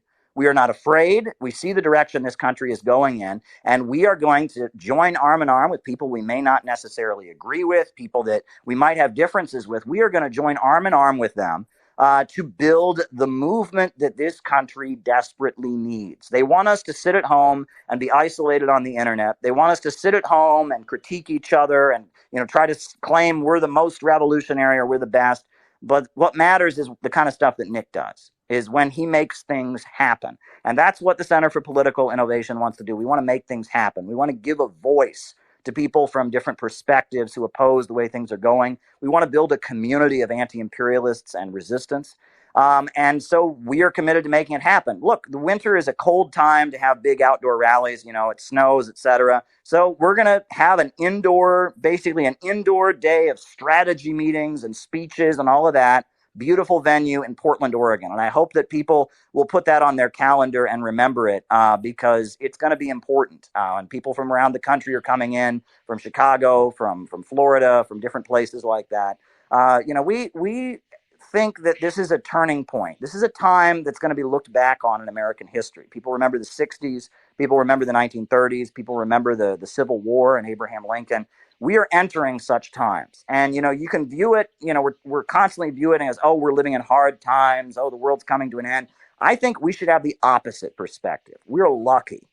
We're so lucky to be living in these times because we're going to be remembered as the Americans who made history, right? People are going to look back on the people living in 2023 the way they look back on George Washington and the people in the winter at Valley Forge that endured all of that. People are going to look back on us the way they look back on Abraham Lincoln and Harriet Tubman and the beautiful coalition they built to defeat slavery. We are lucky because we have the opportunity to rediscover the heroism that flows through the blood of the American people, to kind of get over this image of a drugged up culture of lazy people who don't believe in anything anymore. We have been given an opportunity by history to really rediscover who we are. So I'm very excited, and I try to keep an optimistic perspective on living in these times because, I feel like we wouldn't have been born in the time that we were born, and we wouldn't be active politically now if there wasn't some kind of higher power that felt that we were up to the challenge, that felt that we were the ones who should be right here, right now to get this done.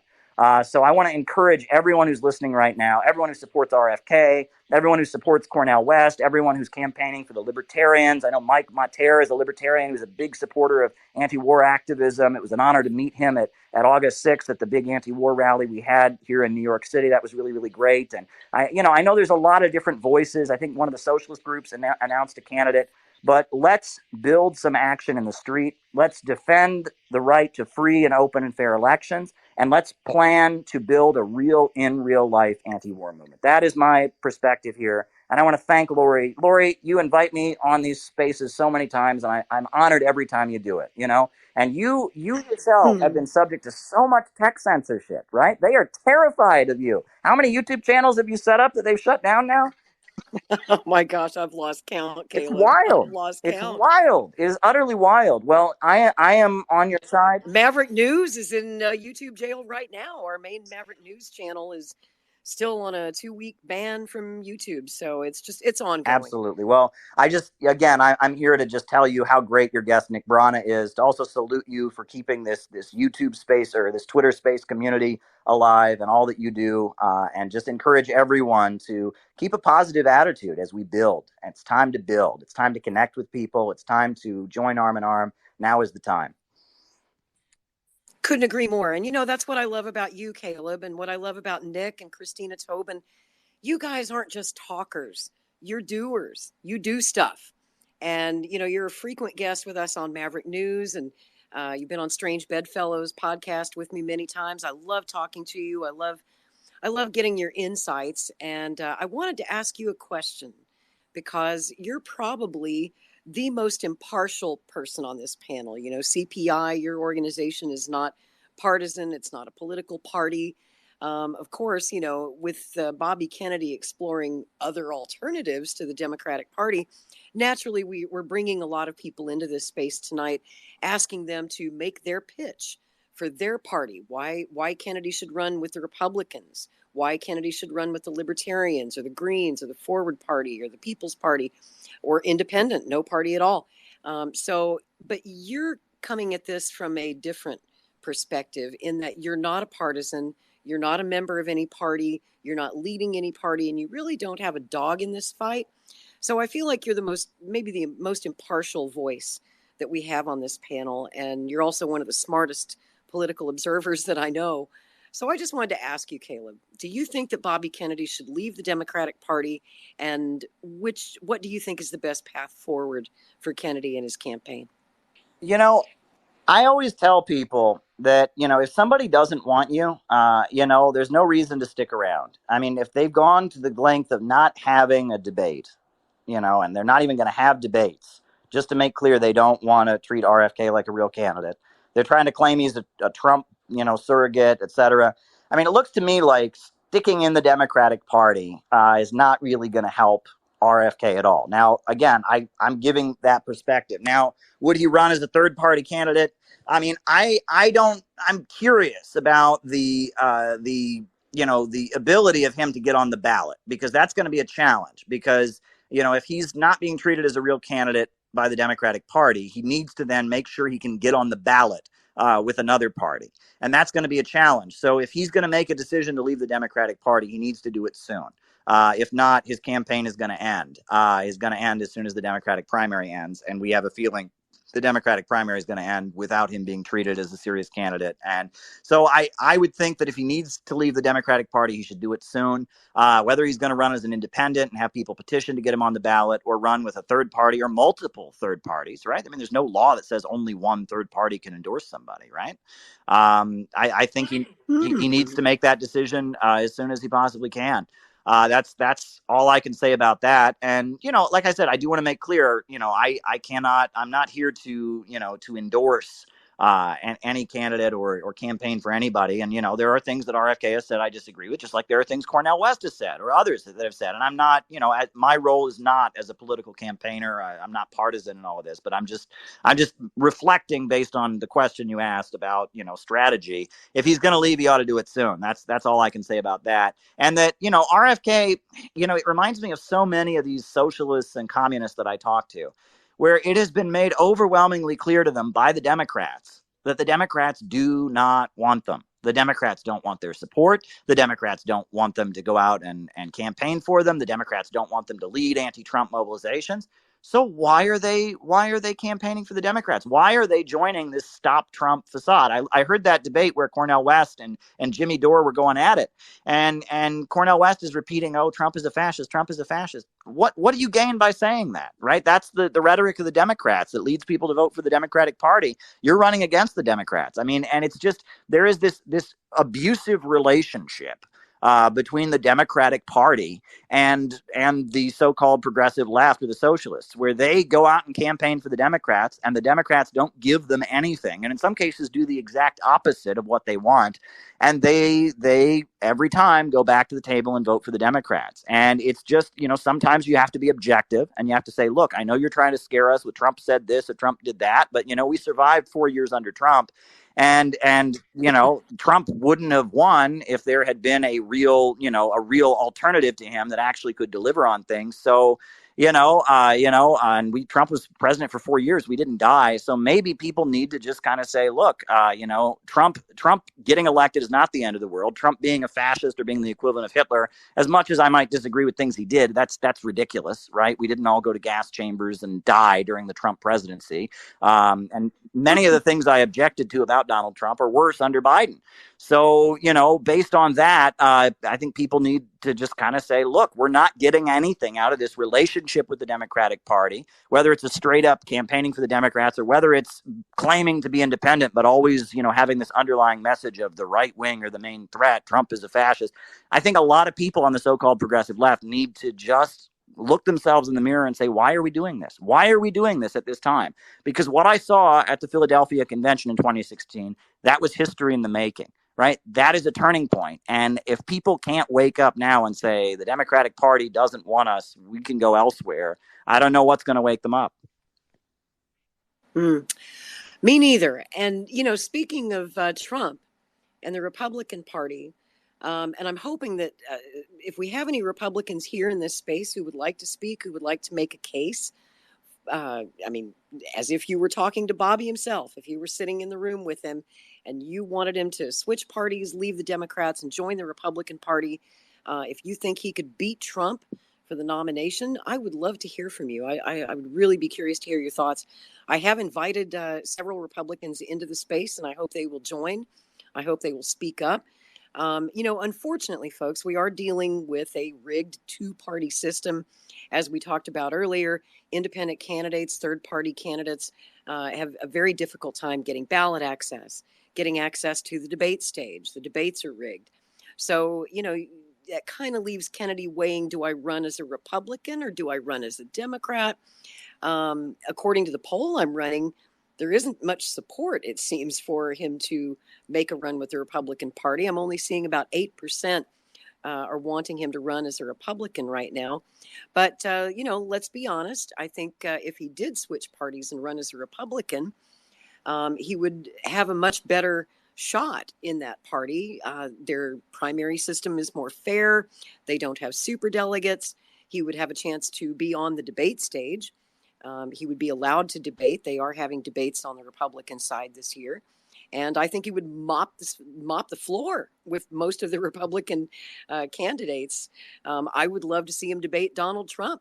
And I hope that if he did choose to go Republican, that debate would happen with Donald Trump. I think it would be amazing to watch. And yes, I do believe that Robert Kennedy could defeat Donald Trump and win the Republican nomination. And then Biden would have to debate him. So you see, there's a method to my madness here and why I'm coming at it from that direction. But the main thing that I notice, and I've been a volunteer for this campaign since day one, is that the majority of our donors, of our supporters, the people who really love Bobby and have embraced him, are on the right. People who were once Republicans, maybe they're still Republicans, but they really like him. They like his message. And many of them say to me that they feel Kennedy would actually drain the swamp. Donald Trump said he was going to drain the swamp, and he promised to do a lot of things. But then he failed us in so many ways. I supported Trump in 2016.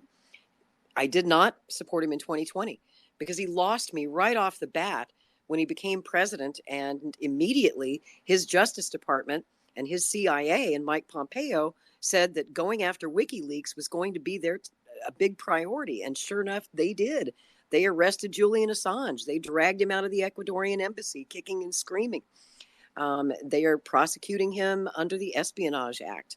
They're looking to lock Assange up for 175 years simply for doing journalism, and they are murdering him. Remember, it was Trump's CIA under Mike Pompeo who had a plan to kidnap or even assassinate Julian Assange, a journalist. That to me is just shocking. Also, Trump lost me when he had the chance in October 2017 to declassify and release all of the secret JFK files 60 years after the assassination of President Kennedy. We're coming up on the 60th anniversary here in November. And Trump had every opportunity. It came up on his watch twice. And he said he was going to do it. He said, I'm going to release it all. I'm going to release everything. And then he didn't. Trump also armed Ukraine. He sent more money and weapons to Ukraine than any president before him in his time. Now, of course, he did not start a war with Russia. I don't think he was crazy enough to do that. But he did, lay the groundwork for the war that we're in right now, and that Biden has escalated beyond all imagination. So I actually feel that Bobby Kennedy might do pretty well in the Republican Party. I realize that's probably not a popular opinion here with my friends on the left. They might not want to see that. And yes, there is the question, would Democrats actually defect and bring themselves to hold their nose and vote for a Republican, maybe for the first time in their entire lives? I think they would probably be more likely to vote for an independent so that they don't feel that they've gone to the dark side and, joined the Republican Party. But, that never bothered me. I voted for Ron Paul time and time again. Even though I'm a libertarian and he's a Republican, I understood that he was the best man for the job, and it didn't matter to me which party he was running in. I feel very much the same way about Kennedy if he switches parties. Again, I left the Democratic Party 30 years ago. I can't stand the Democratic Party. It's going to hurt a lot if I have to go change my voter registration next year back to Democrat for the first time in 30 years. But I'll do it. If he wants to run as a Democrat, fine. I'll support him. I'll vote for him. I don't care what party he's in. I just want him to run. I want him to win. I don't want this to be a campaign that's just about making a point or starting a conversation. I know a lot of people say, well, that's good enough. As long as we're having the national conversation about these issues, then Bobby has succeeded. And I say, no, I want better than that. You might have noticed here at the top of this space why I'm so passionate about this. I started trying to convince Bobby to run for the White House 16 years ago, back in 2007. I saw Barack Obama coming. I knew that Barack Obama was a fraud. I knew that Barack Obama was going to damage this country, and I feel that he did. Of course, after 8 years of Bush, I wanted Kennedy even then. So this means a lot to me. This run is my dream come true. It's everything that I've been hoping for and trying to persuade Bobby to do for 16 years. So I'm not in this to make a point, folks. I'm not in this to have a conversation. I'm in this to win. I really, truly believe that Bobby Kennedy is our only hope to save our country, to stop this war, to keep us out of World War III, to prevent us from going into a nuclear confrontation, or worse, a nuclear war. I feel he can fix the economy. I feel he can bring us a new deal, the likes of which we haven't seen since FDR, or at least since LBJ's Great Society. A better deal, a more equitable deal for the American people who are just getting screwed left and right. And the Democratic Party, in my humble opinion, again, I don't speak for Kennedy or anybody else but me, I feel that the Democratic Party is, for all intents and purposes, the CIA's political party. There, I said it. When you look at the Democratic Party and the way that they operate and who's behind the scenes and who's running that party, I believe that it's the CIA. I think it's infiltrated to the hilt with CIA people. And it is, if the CIA had a political party, it would be the Democratic Party. When you vote for the Democrats, you're casting a vote for the CIA. And that's just my opinion for what it's worth. But would anybody else like to comment on that before we move to the next topic? I just really wanted to say, Lori, I wanted to elevate something that Caleb said, and I have tremendous respect for Caleb as an organizer and his dedication to organizing. A quote of Dick Cheney's actually came to mind. And in 2005, he was interviewed by New York Times reporter Ron Suskind. And he said, and this New York Times reporter was questioning him on the Iraq war. And Cheney got frustrated and he said, You know what? We here, in the White House, in the deep state, we are history's actors. We do things, and ultimately, you all of there, in the media and in the public, you all are just passengers. You're just passive observers of what we do. And you can analyze and observe our reality. And then when we choose to, we'll act again and we'll just change reality for you. Because ultimately, you have no power or say in the matter. And what Caleb was saying is really what I love about this call and this meeting. This is a group of organizers. This is a group of people who won't just take it passively. This is a group of people who will have a vision and they will go out there and make it happen.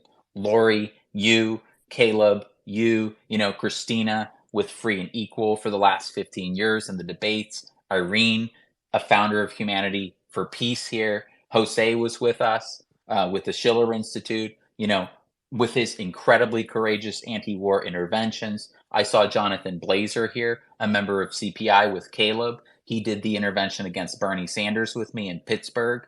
I've seen members of the People's Party here. We make things happen. And those people, all of you, you're my party. You're my family. You're the people that I want to be working with because you're the people that are going to change things. You're darn right we will.